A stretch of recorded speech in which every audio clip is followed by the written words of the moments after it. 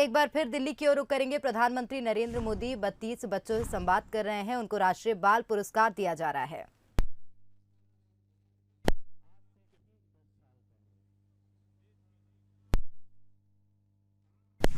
आप सबकी उपलब्धियों पर विस्तार से बात की गई है।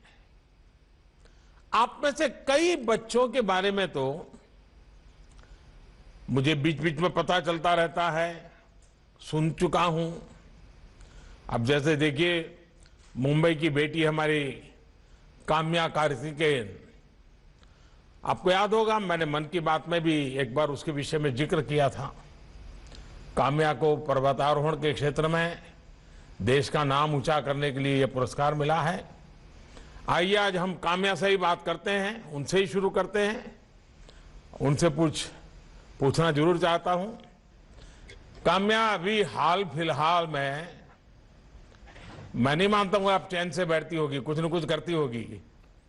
तो किस नए पर्वत पर आपकी विजय प्राप्त करके की है? क्या किया इन दिनों कुछ, या फिर कोरोना की वजह से कुछ कठिनाइयां आ गई, क्या हुआ? सर, कोरोना ने पूरे देश को ही थोड़ी कठिनाइयां दी है, पर एज यू सेड हम ऐसे बैठे नहीं रह सकते। हमें कोरोना के बाद भी स्ट्रांग बाहर आना है। तो मैंने अपनी ट्रेनिंग और पूरी रूटीन कोरोना के दौरान भी जारी रखी है। और अभी हम इस समय गुलमर्ग में हैं, जो जम्मू कश्मीर में है, और मेरे अगली क्लाइंब के लिए ट्रेन कर रहे हैं, जो नॉर्थ अमेरिका में माउंट देनाली है। और हम जून इस साल में माउंट देनाली चढ़ने के लिए अभी ट्रेन कर रहे हैं सर। तो अभी आप बारामूला में हैं?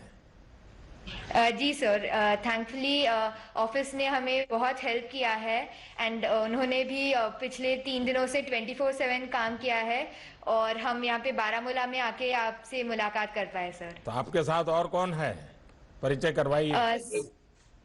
सर, ये मेरी मम्मी हैं और ये मेरे पापा हैं सर। नमस्कार। चलिए, आपको बधाई हो।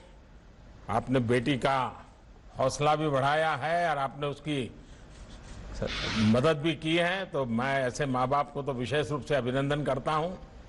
अच्छा, सबसे बड़ा अवार्ड तो आपके लिए आपकी मेहनत और आपका मनोबल है। और आप तो पहाड़ों पर चढ़ती हैं, ट्रैकिंग करती हैं और पूरी दुनिया घूमती हैं, और अचानक ये कोरोना के कारण सब बंद हो गया। तो ये साल कैसे बिताया, क्या करते थी? सर, मैंने कोरोना को एक अपॉर्चुनिटी समझा कि हालांकि मैं पर्वत नहीं चढ़ मतलब सकती। आपने भी आपदा को अवसर में पलटा। जी सर। बताइए। सर, पर्वत तो नहीं चढ़ सकती हूँ सर अभी जाके, पर मैंने ये समझा कि इस टाइम में मैं दूसरों को अपने समिट तक पहुँचने के लिए इंस्पायर कर सकती हूँ। तो मैं बहुत सारे स्कूल्स और इंस्टीट्यूशंस में वेबिनार्स दे रही हूँ, और मेरे मिशन के बारे में भी बता रही हूँ, और उसका मैसेज भी स्प्रेड करना चाहती हूँ सर। लेकिन फिजिकल फिटनेस के लिए भी तो कुछ करना पड़ता होगा। जी सर। सर, यूजुअली हम रनिंग और साइकिलिंग के लिए जाते थे, बट पहले लॉकडाउन में ये अलाउड नहीं था।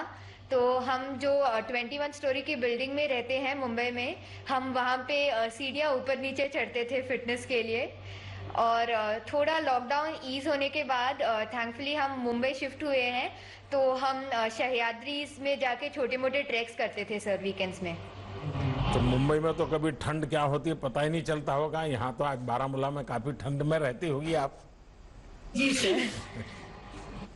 देखिए, कोरोना ने निश्चित तौर पर सभी को प्रभावित किया है, लेकिन एक बात मैंने नोट की है कि देश के बच्चे, देश की भावी पीढ़ी ने इस महामारी से मुकाबला करने में बड़ी भूमिका निभाई है। साबुन से 20 सेकंड हाथ धुलना हो, ये बात बच्चों ने सबसे पहले पकड़ी। और मैं तब सोशल मीडिया पर कितने ही वीडियो देखता था जिसमें बच्चे कोरोना से बचने के उपाय बताते थे। आज ये अवार्ड ऐसे हर बच्चे को भी मिला है। ऐसे परिवार और ऐसा समाज जहां बच्चों से सीखने का कल्चर होता है, वहां बच्चों के व्यक्तित्व का तो बहुत विकास होता ही है, साथ साथ बड़ों में भी ठहराव नहीं आता, सीखने की ललक बनी रहती है, उनका उत्साह बना रहता है। और बड़े भी सोचते हैं और स्वाभाविक है, वाह हमारे बच्चे ने कहा है तो हम जरूर करेंगे। हमने ये कोरोना के समय भी देखा है और स्वच्छ भारत मिशन के दौरान भी मैंने बराबर देखा है। बच्चे जब किसी कौज से जुड़ जाते हैं तो उसमें सफलता मिलती है। काम्या, आपको, आपके माता पिता को, आपके ट्रेनर्स को, सबको मैं बहुत बधाई देता हूं, बहुत शुभकामना देता हूं। और आप कश्मीर का मजा भी लीजिए और नए साहस के साथ आगे भी बढ़िए। अपनी हेल्थ, अपनी फिटनेस का ध्यान रखिए, नई नई ऊंचाइयों पर पहुंचिए, नई नई चोटियों को पार कीजिए। प्यारे बच्चों, हमारे साथ झारखंड की एक बेटी आज है, सविता कुमारी। उन्हें खेलों में उत्कृष्ट प्रदर्शन के लिए ये पुरस्कार मिला है। सविता जी, आप कैसे मन बनाया कि आप आर्चरी या निशानेबाजी, आपको उसमें आगे बढ़ना है, ये विचार कहां से आया? और इसमें आपके परिवार का सपोर्ट तो रहा ही होगा, तो मैं जरूर आपसे सुनना चाहता हूं ताकि देश के बच्चे झारखंड के दूर सुदूर जंगलों में हमारी एक बेटी क्या पराक्रम कर रही है, वो देश के बच्चों को प्रेरणा मिलेगी। बताइए। सर, मैं कस्तूरबा गांधी बालिका विद्यालय में पढ़ाई करती थी, वहीं पे हमको प्रेरणा मिली आर्चरी सीखने का। हाँ, आपने तो देश के लिए मेडल लाना भी शुरू कर दिया है। पूरे देश की शुभकामनाएं आपके साथ हैं। आगे के लिए आपके मन में क्या लक्ष्य है, कहां तक खेलना है? सर, हमको इंटरनेशनल में गोल्ड मेडल जीतना है, देश के लिए मेडल जीतना है। और नेशनल एंथम जब देश के लिए बजता है तो हमको अच्छा लगता है। वाह, आपके साथ कौन कौन है? सर, मम्मी आई हुई है और इधर पापा आए हुए हैं। अच्छा, ये कभी खेलते थे क्या? पिताजी ने कभी खेलकूद में हिस्सा लिया था? सर नहीं। अच्छा, सबसे पहले शुरू आपने किया? Yes sir. हाँ, तो अभी तुम्हें बाहर जाना होता है तो मम्मी पापा को चिंता नहीं होती है ना?